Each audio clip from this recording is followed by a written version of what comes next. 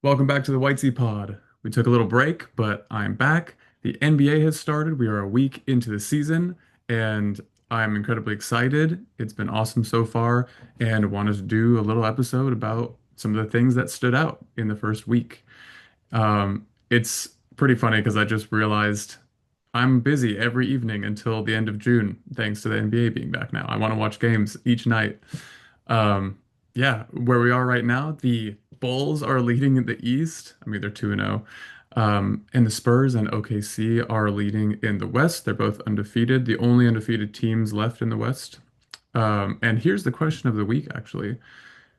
How many games are the Spurs going to play until they lose a game? And just for reference, they're playing Toronto right now. I actually have it on right next to me. Wemby just made a 360 layup, which was crazy. They're playing the Heat after that, and then Phoenix, and then the Lakers, and then the Rockets, and the Pelicans. They might not lose until they play one of these Golden State games. They have two back-to-back, November 12th and November 14th. They look awesome, and we're going to talk about them today. The NBA just never fails to surprise. Um, every time, every season, we see something new that we haven't seen before. And this season already, we've seen a couple of things. Number one, OKC started their first two games with two double overtime games in a row. I really would have loved to see what would have happened in the Houston game if KD was in the game at the end, but we'll never know. Wemby is doing create a player 2K animation stuff on the court. It's absolutely crazy and it's must watch. The second the second game that the Spurs had, or there was like a day where there was a lot of games across the league, and I looked at the schedule and I said, I actually want to watch the Spurs and Pelicans game. That's what I want to watch. I need to see Wemby. Zion doesn't hurt either. Wemby is doing insane things. And the third thing is we've had an NBA coach get arrested. Never been seen before. Somehow his team still beat the Warriors after their incredible two-game start. And I don't know, I didn't watch the game against Portland, didn't think I needed to. But yeah, NBA giving us things that we haven't seen before never fails. I love it. And yeah, let's talk about some of the things that stood out. We're going to talk about Wemby and the Spurs. They are so fun. Um, Against the Mavs, it was complete domination by Wemby, and like he just looked so strong and so poised. And he's playing, I mean, it's been beaten beaten into the ground at this point, but he's playing AD and Lively and some great defensive players, and he wasn't shook by them at all. He was actually relishing the opportunities to go against them. There was a couple of times where they would switch to the camera that's on the floor, and Wemby's standing there, and Lively is standing next to him, and Lively is at his shoulder. My brother and I looked at each other like, "Yo, Wemby's just huge." Um, and he was making good decisions. He was taking good shots. There was a time this didn't even make like the highlights are the highlights. This didn't even make the highlights, but it stood out to me so much. There was just a time where he had the ball isolated on AD. He did two dribbles in the post, turned and just put it off the glass and in. It was like a vintage Tim Duncan over anybody.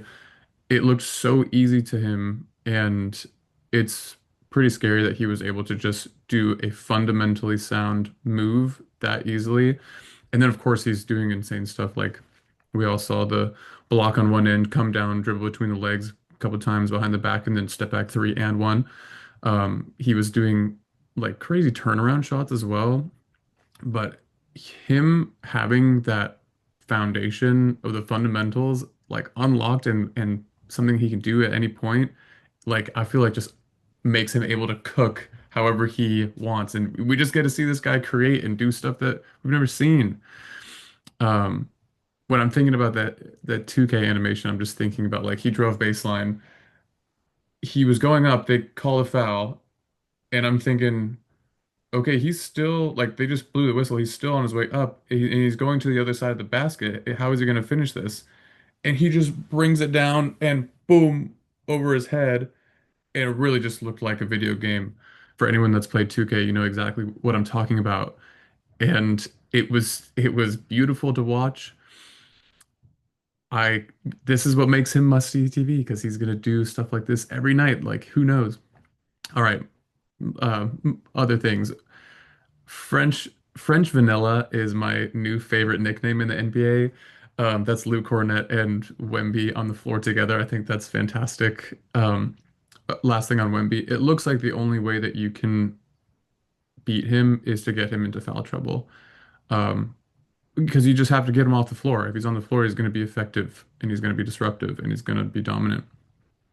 So yeah, he Wemby has stepped up to making the most of his potential. At least like he took that off season really seriously, it looks like, and he's out for blood in this season.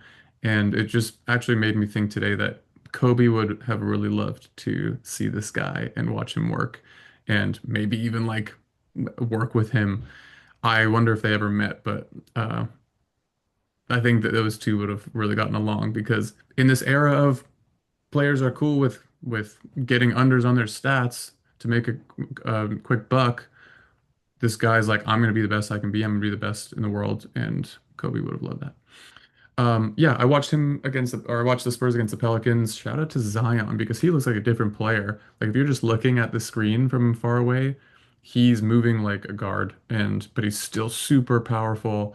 And actually, the first play of that game was like he went right into Wemby's chest, dunked it and won. And I was thinking, oh man, like he's quick and he's explosive. Like let's see how this matchup goes. Um, the Spurs though, their young guards, Castle and Harper, are so impressive.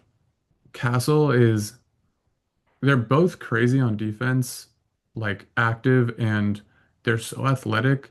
And Castle is making threes. Like I can't really, I'm thinking of watching him shoot. Like he makes the shots that I'm seeing him take.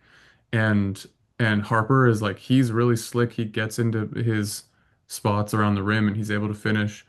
And both of them together, like I can't imagine they're good individually on defense, but knowing that you have Wemby behind you lets them take so many more risks, even though risk is the wrong word, but just like be more aggressive. And they are, they seem ready, man. Like they are a sick backcourt. And like Stephon Castle made against the Pelicans, they needed a three, and he made a really clutch, like big cojones three. And they went to OT and they beat the Pelicans. And it just must be awesome. It like to know Wemby's behind you and just what that affords you to do, but then also they're all on the same timeline and they're gonna grow together and it's sick. Cornet makes me laugh at least once a game. It's really funny to watch the guards or other players on the team throw him lobs because they're like used to throwing Wemby a lob and Cornet ain't getting to those. Um, but he's been effective. I also Cornette has the 8-year-old boy haircut. He's effective. He just makes me laugh. I love their French vanilla nickname. But yeah, they don't even have De'Aaron Fox playing. Sochan as well. And I'm wondering, do they need either of those guys, to be honest? Because their guards playing right now are so effective without even needing to have the ball in their hands the whole time. And it kind of just lets Wemby get a touch every possession if he when he's in. Like if Fox is playing, he's gonna need to be dominating the ball. And yeah, like obviously it could work, but I'm just wondering like do they need that? Can they potentially what can they do with that to fortify their roster somewhere else if they choose to trade him or something like that? I don't know. Let's actually let's watch them play together first, but they look good right now.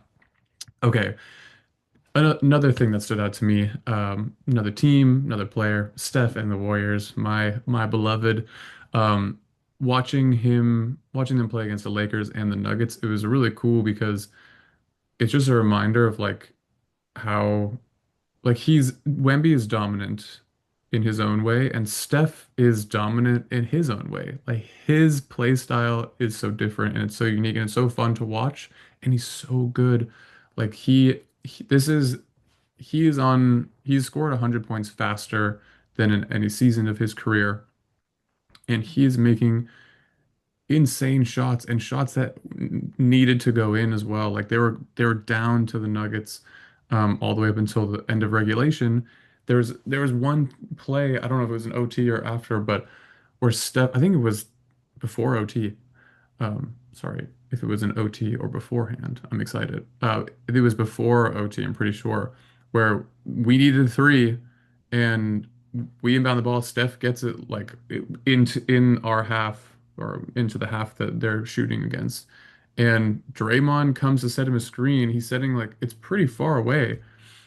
And Steph just takes like one dribble to the side and Jokic is sagging off because it just feels absurdly far away from, and Murray wasn't quick enough to react. But Steph just is behind all the action of the screening, and he just puts up a huge shot, and it just drops in, and it's insane when those things happen, and it just makes him so tough to guard, and so fun to watch. And that shot making ability just unlocks the Warriors play, and like Kuminga was showing great signs this like in the first two games. He wasn't didn't feel like he was being selfish or like not playing within the flow of the offense. Like there was one play actually where I got really encouraged.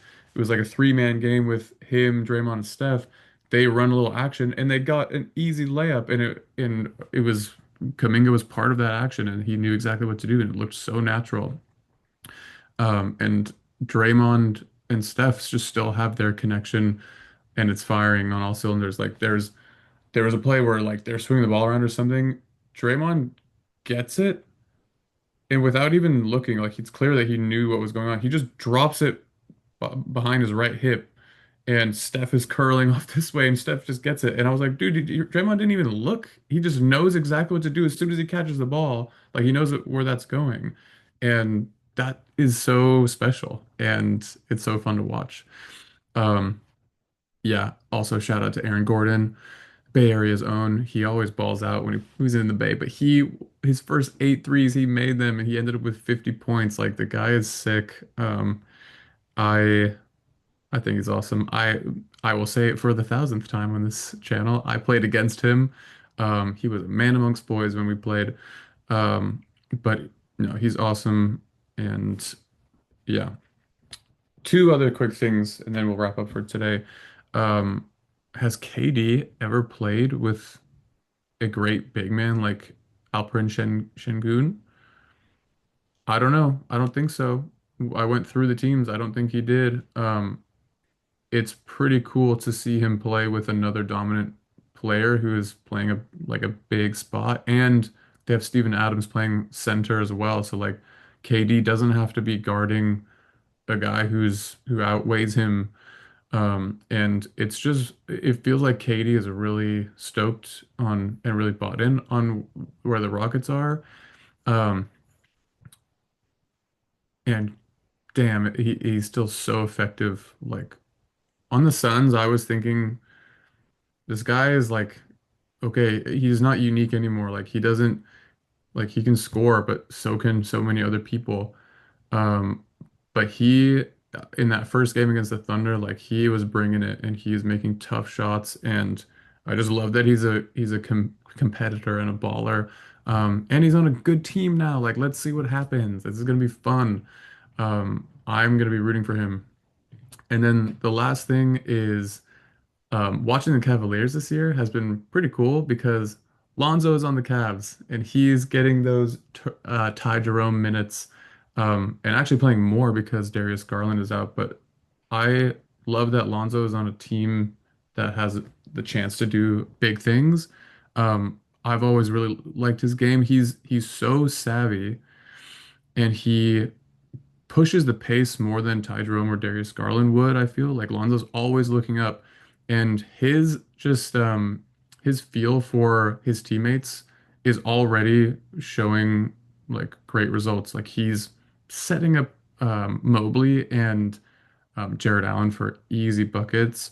And he's taking shots and making them like it's fun when Lonzo's healthy and playing in the league. And I think he gives them like something like a new dimension and um, he's such a unique guard compared to um, Donovan Mitchell. Donovan Mitchell is like, I'm gonna be aggressive. I'm scoring. I'm putting up numbers. Lonzo's like, cool. We're gonna get everyone going, and we're gonna push the pace and get easy buckets. And I just think he's it's really cool that he's on the team, and I'm happy for him. Also, Evan Mobley is just. It looks like he's even more comfortable in a scoring role now, and um, maybe Lonzo won't score as much as Ty Jerome, but I think what he enables for the rest of the team and Evan Mobley's like stepping up in a scoring role makes up for it, and maybe more. So those are a couple of things that stood out to me. Marcus Smart, I thought I would love him on the Lakers, or no.